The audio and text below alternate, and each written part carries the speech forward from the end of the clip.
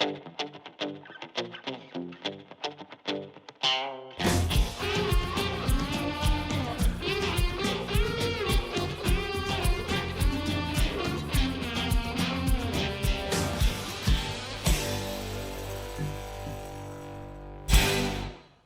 everybody to Service Drive Revolution.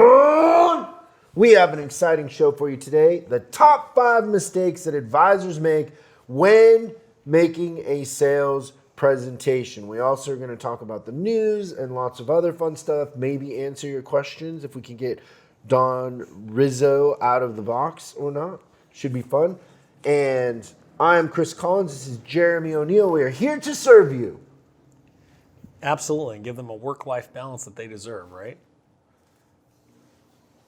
That's a big task in one statement. So let's get started. What's on the docket today? How do I find work-life balance? Don't travel to Scottsdale without a hotel room. Yeah, right. I need that $100,000 assistant. Can't wait for that interview. Guess what's in the? I want to film that interview. I want to Yeah, ask permission to absolutely. film it. Oh, I'm getting myself in hot water here. Colorado bill I'm excited about this. would hurt franchise dealers. A bipartisan bill introduced this month in Colorado legislature to allow any automaker to directly retail their battery electric vehicles to consumers is a direct frontal assault on state franchise laws in Colorado and nationwide. If passed and signed into law, it would do grave and lasting damage to Colorado's franchise auto dealers. Notably, the bill was neither suggested nor supported by the legacy automakers whose interests it purports to serve, and fledgling bill is rightly opposed by the Colorado Automobile Dealers Association. It's just an interesting topic. If manufacturers can go direct to consumers, it would undermine the entire automotive industry that we have built today. However, it is something that we have to keep an eye on because it is going to be a major shift that comes up.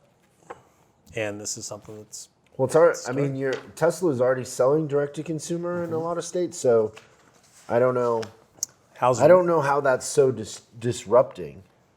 They don't allow them to sell Teslas in Texas, and you see more Teslas in Dallas than probably anywhere. Right. Because it's like the outlaw thing to do, right? To have one. So I don't know that it's going to stop anything. Well, no, it's not. It would really affect it if it was a combustion engine. Yeah, but I mean, you think about if you're a Ford dealer and you've got all this money invested in your dealership and you got a franchise agreement with the manufacturer, and if it undermines all that, then that's it's going to hurt. So, well, nobody listens to me, but I told them how to fix Ford. If you're a Ford dealer, tune into the last episode because I told you exactly what you should do. Absolutely. A little guy by the name of Jeff Bezos. Amazon. Can't even talk anymore. It's all the alcohol I've been serving you, sir. What do you think about the new Tesla truck? The design of it. I absolutely can't stand it. Really? Yeah, I don't like it. Why? It looks like something out of a 1970s science fiction movie. I think that was the idea. In the 70s? Okay, you have kids, right? Yes, 3 of them. How many times has it happened that there was a toy that all the kids wanted for Christmas, Evel Knievel motorcycle. but they were out of stock? Evel Knievel motorcycle. Explain. Cabbage Patch Kids. All that. Yeah. You think that truck is going to be it? It is. They're even predicting it. So the Hot Wheels collaborated with Tesla on the truck, and it's already sold out. It's a $400 Cybertruck, and they're saying it's going to be the hottest toy for Christmas already now. But you know what the scam is in this? Do you understand the business model here? No, I'm just thinking that the designer should be fired for the design. Listen, there's in the opinion. U.S. and Canada, there's 350 million of us, right? Right. He only needs 2 million to like it. I understand that. I think it's smarter to get a loyal audience than it is for everybody to like it. Like what, you want it to look like a GM pickup? No. That is boring and can fit in anywhere and is non-confrontational? No, but I don't think there's anything earth-shattering. If you look at that picture right there, it looks like something out of a 3D computer drawing from 20 years ago. There's nothing cutting edge about it. They couldn't even get the window glass to hold up. So, I mean, all you got to do is watch the commercial or the video. And you'll see. I think GM has its spot in the market. Uh-huh. I think Ford does. I think it's smart for him to come in and have it be stylized a little more aggressive and like you either love or hate it. I don't disagree with it. That's a great place to be, I think. Correct. I think Rivian or So you hate it? I hate it. Yeah. Rivian is doing a better job with the truck than Tesla is doing with theirs. Yeah, but they won't sell as many as Tesla. I don't know. They won't. You'll see they don't have the infrastructure. What's about production? What if Ford bought them? It's also about infrastructure. If Ford bought them, then they'd be owned by Amazon. then they'd lose more money. Correct. Sorry, I took you off So topic. the thing with the toys that these toy companies do, and if you're a parent, you need to understand this is happening to you, is this Tesla truck probably is going to not be available at Christmas. So you need to buy it now. So little Johnny, Christmas is ruined because he's asking Santa. He's sitting on Santa's lap, bouncing up and down on Santa's knee, saying, "Alls I want for Christmas, Santa, I've been good. I've been a good boy. Alls I want is the Hot Wheels Cybertruck. Remote control Hot Wheels Cybertruck." And little Johnny's thinking, Santa's real. Santa's in the North Pole, and the elves are making these Cybertrucks for him. And then Christmas comes, and there's no Cybertruck. He gets like, I don't know, Gravedigger, the monster truck, remote control. The next best thing that they could find, right? He's opening it, and he's like, and then that's when it starts. He starts to think, maybe Santa isn't real. Maybe Santa isn't real. So as a parent, you feel guilty. And come February, guess what's available in mass quantity? The Cybertruck. So they buy. That's what the toy companies do, is they create something that everybody wants, but they don't make it available because you end up buying two things. You buy them the other monster truck. Oh, jeez. Then in February, when they're everywhere and there's millions of them, you buy that for little Johnny. Interesting. But little Johnny knows Santa isn't real at this point. That's the crack in the dam. That's a tragic story. But that's the model that toy companies do, is they get you to buy two things because they make something so hot at Christmas that you can't get it. It's not available, right? These guys right now could ramp up production of Get this them ready thing. to go, right? They could have one for every little Johnny out there. Could have the Tesla Cybertruck. Every little Johnny that asked Santa could have it. But no, that won't happen. Well, they won't because of the coronavirus. That's a separate conversation. I'm sorry. With your I'm conspiracy dragging theories, you everywhere today. The Trump, the that's a very interesting story. the CIA. But you know that that's a tactical thing that toy companies do. They all sit in a room. Absolutely. They're like, hey, who's gonna do it this year? Well, they do it with the gaming consoles Because too. they still sell them. The gaming consoles are a great example of that. Exactly. Why are they so available in January and February? Because that's when their lull is. They know that you have to buy something at So Christmas. they release a for little limited Johnny. amount for Christmas, so it sells out. All these millions of kids have their hearts broken. The realization that Santa's not real in California. Other states he is, just not here in California because of the emissions law with the sleigh. So, and then they buy him in February. Explain that. I'm not even going to try to explain that. So, be careful, you guys. You're getting conned. You're going to find yourself in February buying little Johnny, the Cybertruck. Dang, I had no idea. So, you know what I did? I got on the waiting list. You're on the waiting list for that. I just wanted to see what it was like. Like, I don't know. Yeah, I'm on the waiting list. I'd buy it. It's $400 though. Would you buy do you like the design of that truck? Listen, see, I don't think that way. Like, ask me if I like Trump. Well, no, but no. Answer the question because you asked me No, and I it's the told you I same didn't though. like It's it. this. Well, No, and you have a really good taste of art. You have a good eye for art. I mean, you're an artist. You have great painting. So you really think that's a good design? I think it's smart. What? It No, doesn't matter if I like it or not. I think it's smart. Take your business mind off and put your artist mind in. Is that a good design or not? It's smart. Yeah. Jeez, I'm not getting anywhere with this guy. No, because that's not how I think. Okay. Well, no, I understand what you think. Strategically, I believe that what he did with this is smart. And he's even kind of mentioned, and I've always thought that his cars were boring in design, and he should have pushed the envelope a little bit more because they look like Oldsmobiles. They look like Yep. Oldsmobiles. Okay. And I think he messed it up. So I think it's good for him to divide the audience. You think about in the US and Canada, I don't really know what it's like in China, but you think about the US and Canada, trucks are the highest selling vehicles, but they also come with a lot of emotion. Like people will debate Ford versus Chevy versus Dodge. Yep.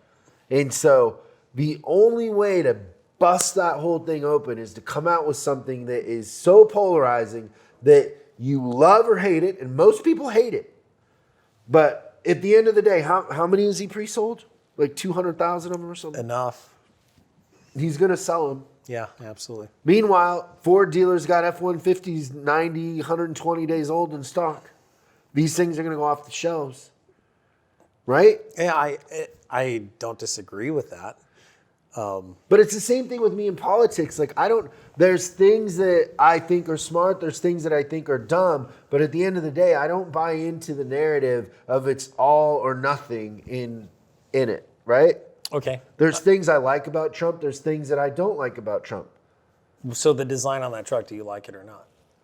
I'm trying to get an answer. He's not giving me an I'm not answer. in the market for a truck. Well, that's Where am I besides going the to park point. that thing? I live downtown. Valet won't touch it. It'll park itself if it's smart enough. Well, there's a lot of Teslas here in the building. Well, absolutely. But do you like the design of the truck? I think it's smart. Okay, so I have a question for you. I am the designer that designed that truck, and I have my very first rendering on canvas, and I'm going to sell it to you. You have an opportunity to buy it. Are you going to buy it because you like the design of the truck? Would you put the I truck? get serial number 0000001. Wait, yeah, hold on. Here's his business mind kicking in now. He's like, oh, there's course I value buy here. it. No. Would you hang that on your wall and look and be like, that's a really good looking truck? I would hang it on a wall for sure. Oh, no. It's polarizing. Okay.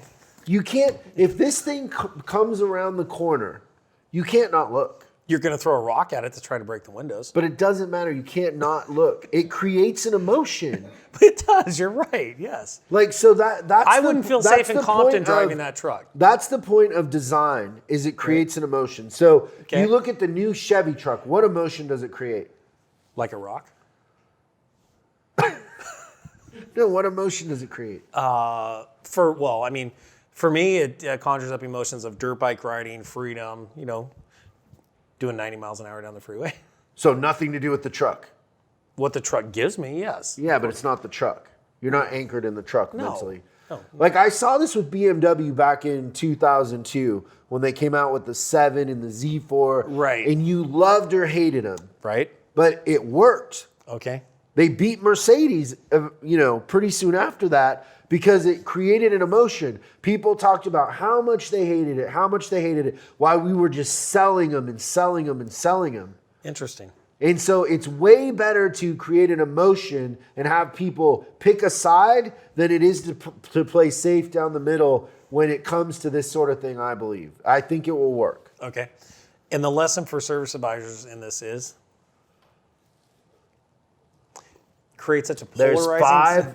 The lesson for advisors in this is there's 5 things that you're messing up in your sales presentation that are costing you sales. And that's But we're not there yet. That's game time. That's when the money's Let's on the do line. questions. Questions now. We'll do questions, and then we will end with that beautiful list you have, which I think that they're going to take some things away because it's really good stuff. So it's But time to let's go find- to your questions. Remember, if you submit a question, info@chriscollinsinc.com on YouTube, LinkedIn. If we end up using your questions on the big show here, we're going to send you some swag and just a grateful, hey, thank you for submitting your question.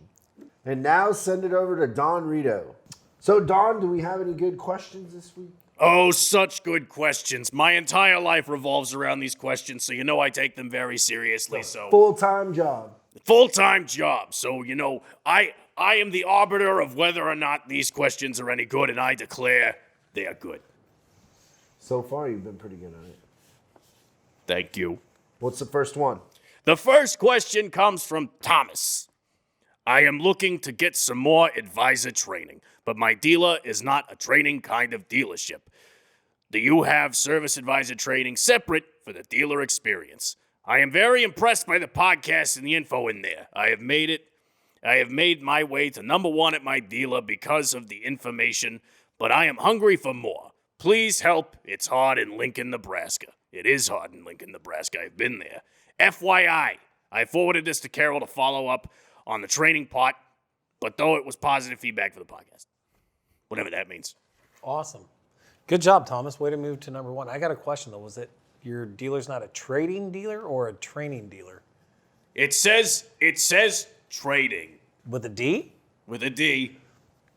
That could be a typo. It could be. It could be a typo. So what's the question here, Jeremy? So the question is, how do you as a Interpret for me. service advisor... You know, speak Spanish. No Interpret it speak for me. español. How do you as a service advisor get training if the dealer principal or the shop owner doesn't want to provide the training? Well, I got an idea. What is it? Go ahead. Go to a dealer that does. Come on, we don't... Well, yeah, absolutely. How do you find those dealers? We got a list. I was just going to say, we have a roster here at CCI. Just call us up. There's hundreds of them. No, I'm going to challenge every advisor out there, and you should invest in your own career. You should put your own money into your own training and not wait for the business owner or the dealer principal or service manager to provide it. I remember when I was 18 years old, I went to one of my very first seminars, and I went to the back table, and I said, I want to buy that. And it was an audio course or whatever. And the instructor said, well, I'm not going to sell it to you. And I said, why? He says, because your dad has it. And I was like, well, that's my dad's stuff. I want my own. I'm going to create my own library. So I invested in my own career at a very early age, and I encourage everybody else out there to do it. I mean, if you're an advisor, you can pay for your own coaching. It will pay you back, because even if you're not on a performance-based pay plan, you are, because if you don't perform, you're going to get fired. So keep your job. Yeah, I agree with that. So the most I've ever spent in a year on training for myself is about $200,000. In different things, not on one thing. But collectively, when I added it up at the end of the year, when I was doing my goals for the next year, looking at what I did, I spent about $200,000 in a year. Nice. And I remember when I was an advisor, this is a totally true story. I took my vacation, my 1 week vacation, and I went to F&I training. Are you serious? I'm dead serious. So the community college in Seattle used to have this great F&I training. The trainer was amazing.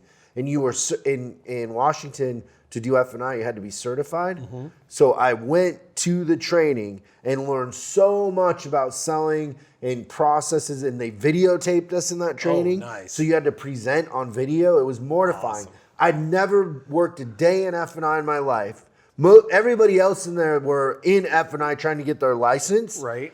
And I went just because I wanted to learn about it. I've always been a fan of going to different kinds of trainings, even if it seems like it doesn't apply to whatever I'm doing. I always learn something. Absolutely.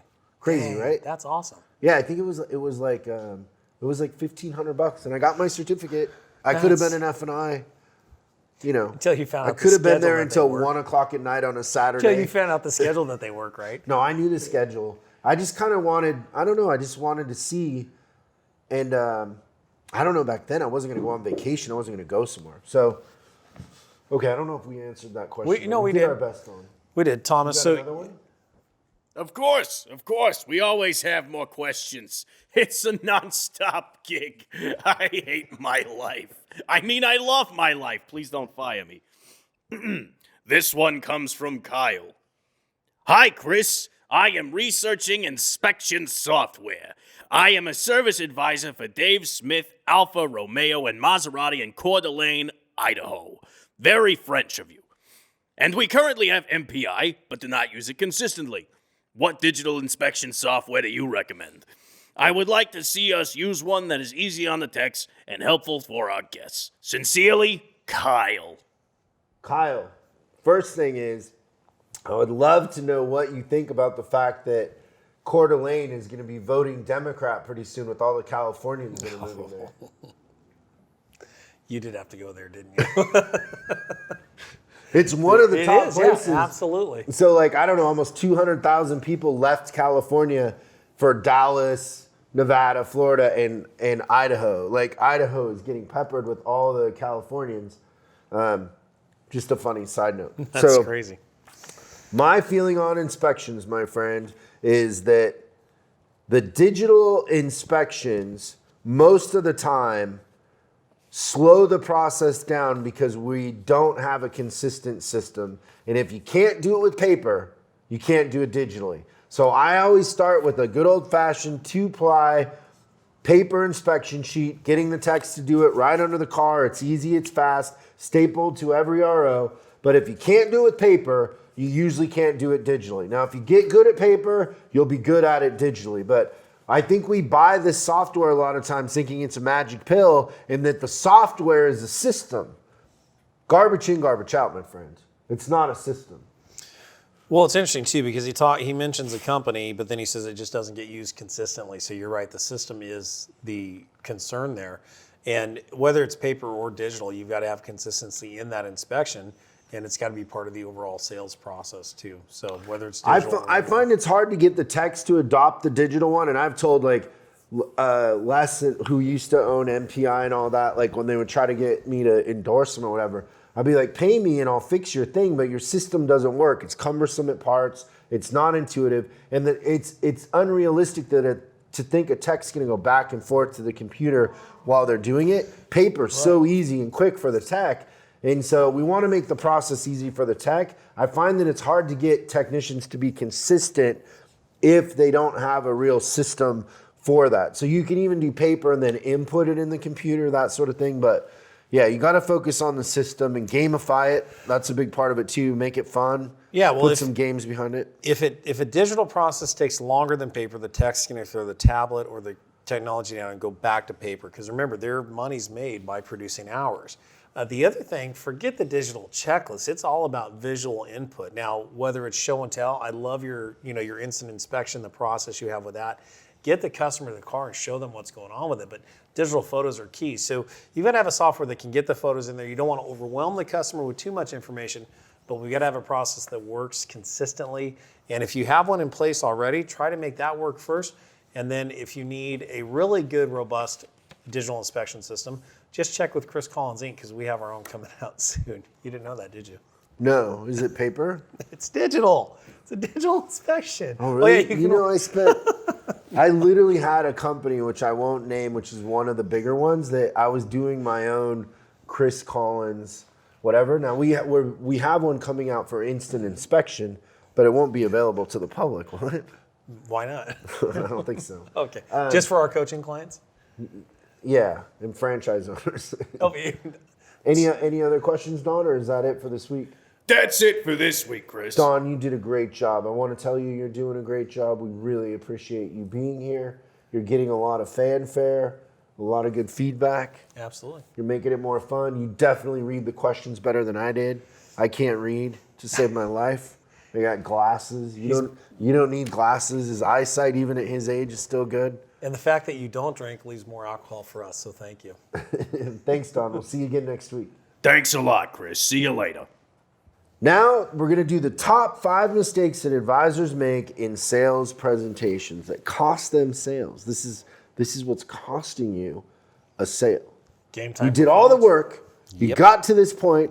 You're presenting additional work that is needed, and the customer does not do it because of, number 1, the parts department. How did I know you were going to guess? Just Number a 1. joke. Just a joke, Jeremy. Parts I'll be here department. all week. 2 shows a day and a matinee and Sunday. Number 1 is they are not prepared for the presentation. So they simply pick up the phone and they wing it. So what are some of the things that we should do to be prepared for the presentation? Get dressed. Get dressed. Yes, have your shirt on. One of the things You got to wake up to get up. Wow, you a lot You of got to insight. put your shoes on to move. Well, no, let's help our listeners and our viewers out with how do they prepare for a sales presentation. What do we mean? Number 1 is this. You've got to have the customer's primary concern dealt with and make sure that you address that immediately before you go into any other additional concerns or what average advisors call recommendations. I absolutely hate that word, recommendations. It's just not a good word to use. But you got to deal with the customer's primary concern and then have your complete presentation prepared and ready to go. I'm also talking dollars and cents. So I like to go into every presentation with an A, B, and a C game plan with total dollars ready to go. So I know the numbers. I've got different options for the client, and I have my numbers so they can make a decision right away without punching the calculator.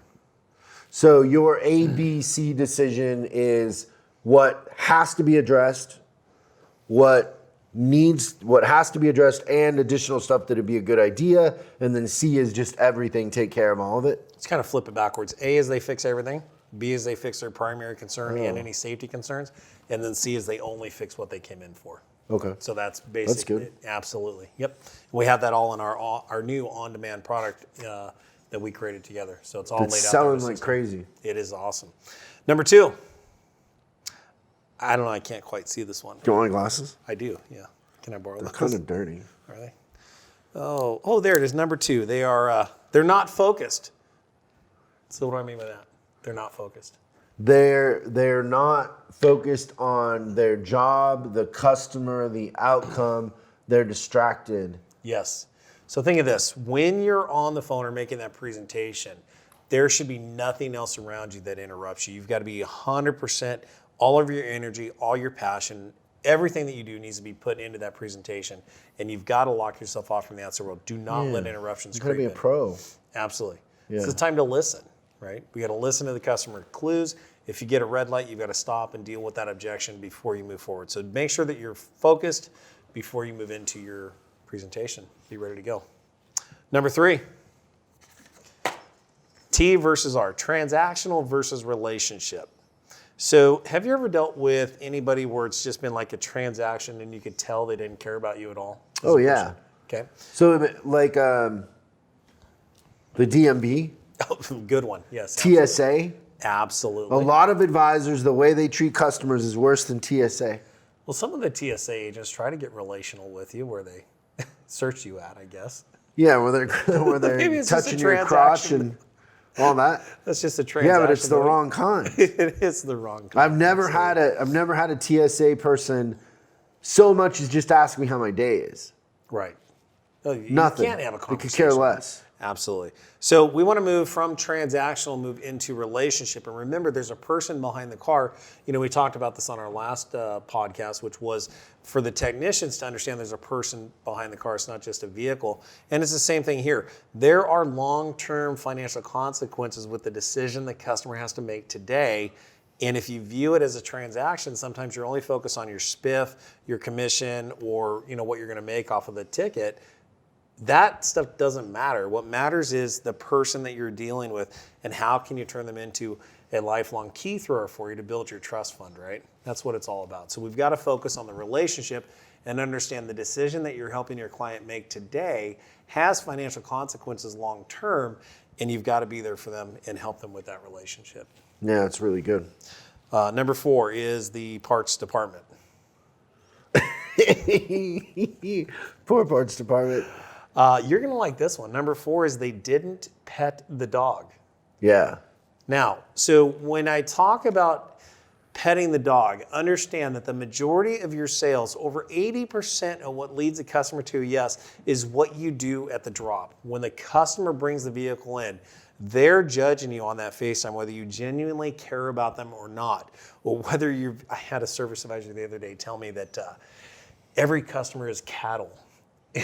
Cattle. They're there to feed the business. Was every customer's cattle? Yeah.